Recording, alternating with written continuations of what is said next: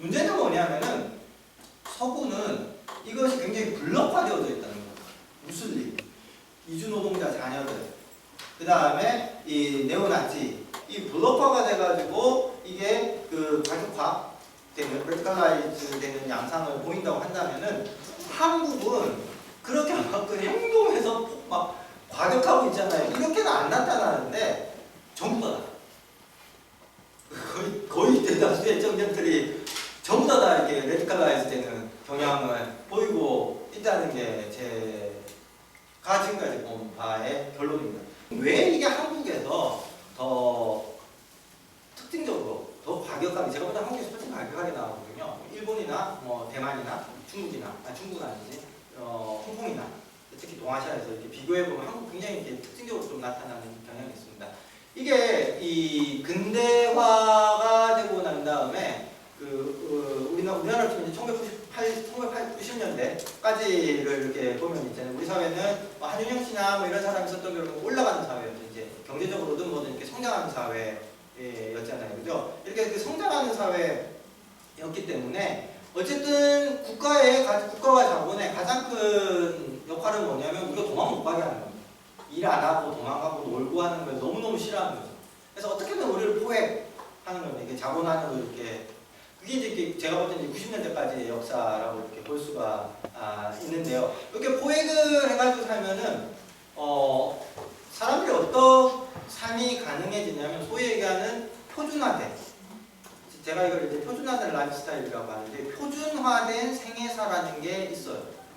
이걸 그냥 어떻게 표현하면 이제 이렇게 표현할 수 있습니다. 고만고만한 삶이 가능하다는 거예요. 그리고 대다수의 삶은 고만고만한 삶을 살아간다는 거예요.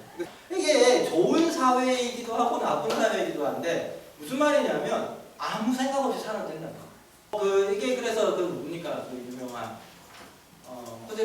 호제프가 이제 이런 고만한 삶을 보면서 이 고만고만한 삶이 표준화돼 고만고만한 삶이 압도적으로 전체 대중의 삶이 된 사회가 미국이었거든요. 그러니까 호제프가 이제 미국에 가가지고 그걸 보고 이것들은 다 동물이 됐구나. 인간의 미래는 동물이구나.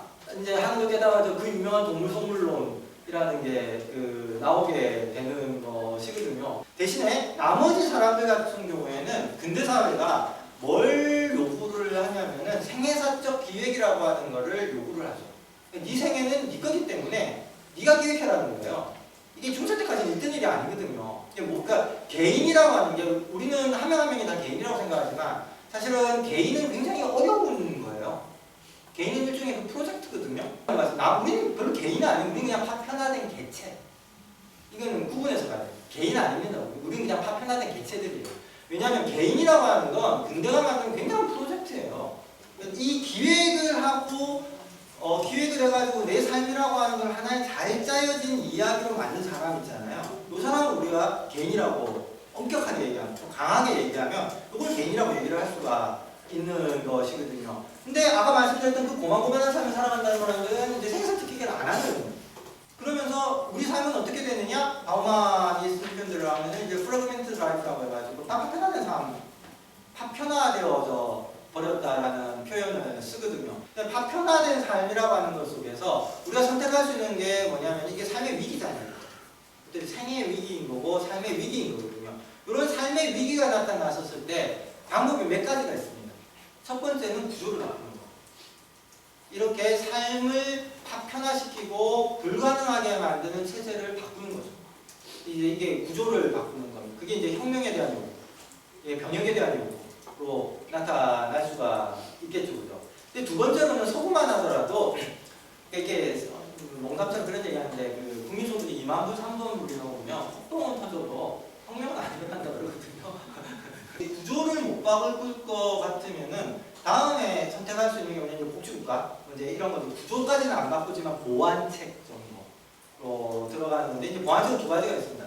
하나는 삶을 안정화시키는 정책이에요. 이거는 이제 복지제도 같은 거고 다른 한 방향은 노동을 안정화시키는 거예요. 그래서 고용 불안을 해소하는 그 유럽의 그 방식이 이제 두 가지가 있거든요. 노동을 안정화시키든 삶을 안정화시키든 둘 중에 하나는 안정화시켜줘야 되는데 한국은 전혀 생각이 없잖아요. 이 두 가지 모두에서 전혀 생각이 없으면 세 번째 길이 있습니다. 세 번째 길은 이게 이제 일본이라든가 제가 볼 때는 서구에서도 그런데 나타나는 양상인데 뭐냐면 구조를 바꾸는 게 더 이상 가능하지 않다는 생각이 들면 사람들이 자기 라이프 스타일을 조정해요.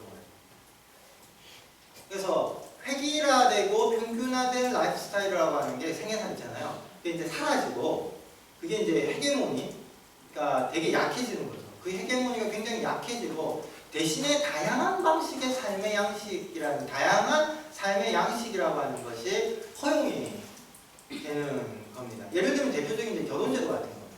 바로 이 지점에서 저는 한국이 완전히 다른 요 정도 경제 성장과 요 정도 정치적 민주화가 됐으면 그러니까 그런 방향으로 가야 되는데 그런 방향으로 안 간 나라 중에 하나가 됩니다. 이거를 그 웬디 브라운이나 이런 사람들이 썼던 개념대로 하면 정치적 보수주의, 그 다음에 경제적 신자유주의와 함께 동시에 나타나는 게 뭐냐면 문화적 다원주의예요. 이 문화적 다원주의라고 하는 게 그러니까 이게 일종의 밸류 역할을 하는 겁니다. 이 더 이상 이 사람의 성장과 그 해결하는 라이프 스타일이 불가능해진 거에 있어서 그래가지고 왜 그러냐면 오히려 문화 영역에서는 이게 다양성이 점중될수록 거기에서 고부가 가치 산업이 출현할 가능성이 크거든요. 그러니까 문화 영역을 지배하는 게 웬디 브라운 같은 경우는 제국의 통치 원리가 관용이라고 얘기를 하거든요. 관용이 그 톨레랑스라고 한국에서 얘기하는 그 톨러런스가 좋은 게 아니라 좋다 나쁘다를 떠나가지고 있잖아요. 제국의 통치술이라고 보는 것이거든요. 근데 저는 정말 정확하게 맞는 얘기라고 생각을 해요. 그런데 한국은 다른 나라들이 그런 이 문화적 다원주의라고 하는 걸로 이 밸브를 열었었을 때 있잖아요. 희한하게 한국은 완전히 문화적 이 획일주의 내지는 문화적 보수주의라고 불러야 될까요? 그걸로 다양한 라이프 스타일이 출현할 수 있는 가능성을 막아버렸어요. 지금. 이런 것, 일베나 이런 쪽도 있잖아요. 그런 차원에서 저는 이해할 필요가 있다고 생각을 하는데 자세히 보시면은 우리가 다양한 라이프 스타일 또는 이게 다양한 생애상적 기획이라고 했을 때 그 중심 축의 역할이라는 게 있습니다. 이게 뭐냐면 연애와 결혼이에요. 즉 무슨 말이냐? 연애와 결혼이 다원화돼야 돼요. 연애와 결혼에 대한 감정이 사라져야 돼요. 지금은 한국은 연애와 결혼이라고 하는 것에 다원성이 허용돼야 될 시점에 이것에 대한 감정이 훨씬 더 강해져 버렸어요. 이게 훨씬 더 강해지면서 이게 되게 반인권적인 표현이지만 그 사람들이 쓰는 표현이니까 그렇게 쓸게요. 연애를 못하면 병신이라는 거예요. 지금 일베나 보수적인 사회에 남자들이 가지고 있는 이제 가장 큰 공포가 뭐냐면 연애 못할까 봐. 이제 이런 말이 있거든요. 그 피읍, 티읕, 치읕. 평타치가 뭐냐면은 내가 평균은 되냐는 거야.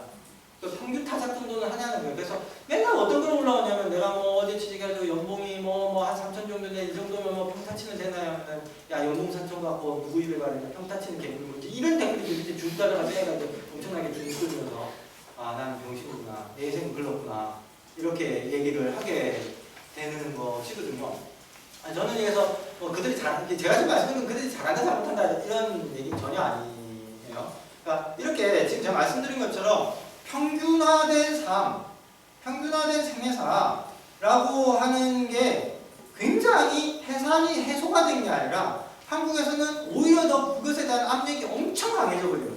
이게 여자들보다 남자들한테 이게 더 크게 나타나는데요. 남자들 같은 경우에는 내가 연애를 못하는 거죠. 내가 이 정도밖에 돈 못 버는데 내가 어떻게 연애를 할 수가 있느냐. 그래서 연애를 못하는 거고 난 연애를 못하는 게 이제 루저고 이제 이런 거거든요. 그리고 나서 딱 보니까 어떤 놈들은 연애 잘만 하고 있거든요. 근데 주식회는 왜 연애하는데 난 연애 못하냐. 그러니까 주식회는 집이 잘 살거든요. 나는 지금 못 살고. 그러니까 그러다가 딱 보니 그러면 이제 이게 계급에 대한 계급의식으로 가야 되는 건데 그게 계급의식으로 가는 게 아니라 그 새끼를 봐야 이게 계급 분도가 되거든요. 근데 그 새끼를 보는 게 아니라 그 옆에 있는 여자를 보는 거죠. 그래서 저년들은 왜 돈 많은 사람들하고만 놀지? 나랑 날 놀아주지? 그런 게 김치녀. 이렇게 가는 거예요.